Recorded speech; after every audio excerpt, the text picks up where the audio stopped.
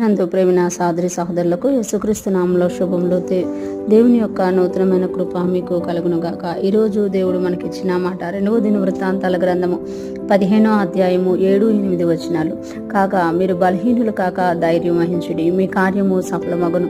ప్రవక్త అయిన ఓదేదు ప్రవచించిన ఈ మాటలు ఆశ వినినప్పుడు అతడు ధైర్యం తెచ్చుకొని యూదా బెన్యామీనీల దేశమందంతటి నుండి ఎఫ్రాయిము మన్యములో తాను పట్టుకొనిన పట్టణముల్లో నుండి హేయమైన విగ్రహములన్నిటినీ తీసివేసి యెహోవా మంటపమును ఎదుట నుండి యెహోవా బలిపీఠమును మరలా కట్టించి, ఈ మాటలు మనము దినవృత్తాంతాల గ్రంథంలో చూస్తున్నాము. ఆశ ఎప్పుడైతే అనేకమైన బాధలతో శ్రమలతోటి ఉన్నారో అప్పుడు దేవుడు ఒక ప్రవక్తను పంపి మీరు బలహీనులు కాక మీరు ధైర్యం వహించిడి, మీ కార్యం సఫలమగును అని ఒక మాట తెలియచేసినప్పుడు ఆ మాట రాజుకి ఎంతో ఊరట కలిగించిందట. మనం కష్టంలో బాధలో ఉన్నప్పుడు దేవుని సన్నిధికి ఎప్పుడైతే మనం వెళ్తామో అప్పుడు దేవుని యొక్క కార్యాన్ని, దేవుని యొక్క మాటను మనము పొందుకుంటూ ఉంటాం అన్నమాట. ఆ మాటను పొందుకున్నప్పుడు ఇక్కడ ఆశారాజు అయితే ఎంతగానో బలము తెచ్చుకొని, ఇక్కడ అంటున్నారు కదా, ప్రవక్త అయిన ఓదేదు ప్రవచించిన ఈ మాటలు ఆశ వినినప్పుడు అతడు ధైర్యం తెచ్చుకుని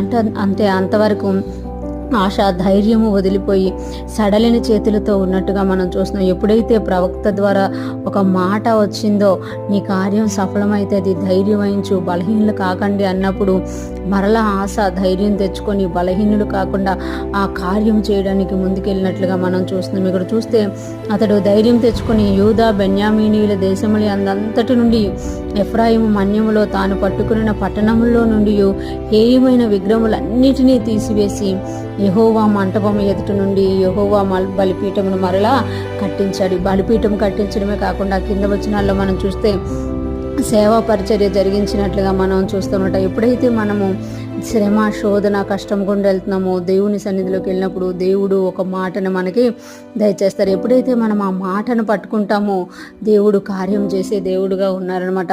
ఇక్కడ ఆశ ఎలాగైతే ఆ మాట విని ధైర్యం తెచ్చుకొని తాను చేయాల్సిన పనులు హేయమైన వాటన్నిటినీ తొలగించేసుకొని దేవుని మంటపంను, దేవుని బలిపీఠమును మరలా కట్టించుకున్నారో మనం కూడా అలాగే ఎప్పుడైతే మన జీవితంలో దేవునికి అసహ్యమైన ఉన్నవన్నీ తీసేసుకొని దేవుని బలిపీఠాన్ని మరలా మన జీవితాల్లో కట్టుకుంటాము.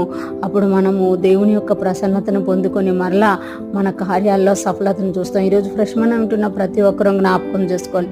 నువ్వు శోధనలో, కష్టంలో గుండె వెళ్తున్నావా, దేవుని నుండి వచ్చిన మాట నీకు ధైర్యాన్ని కలగజేస్తుంది.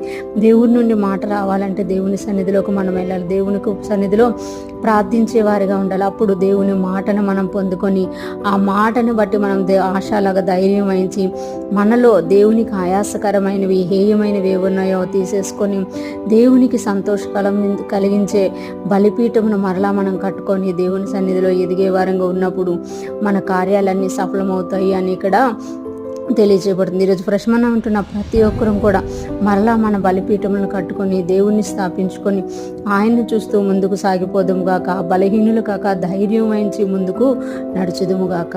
ఆమేన్.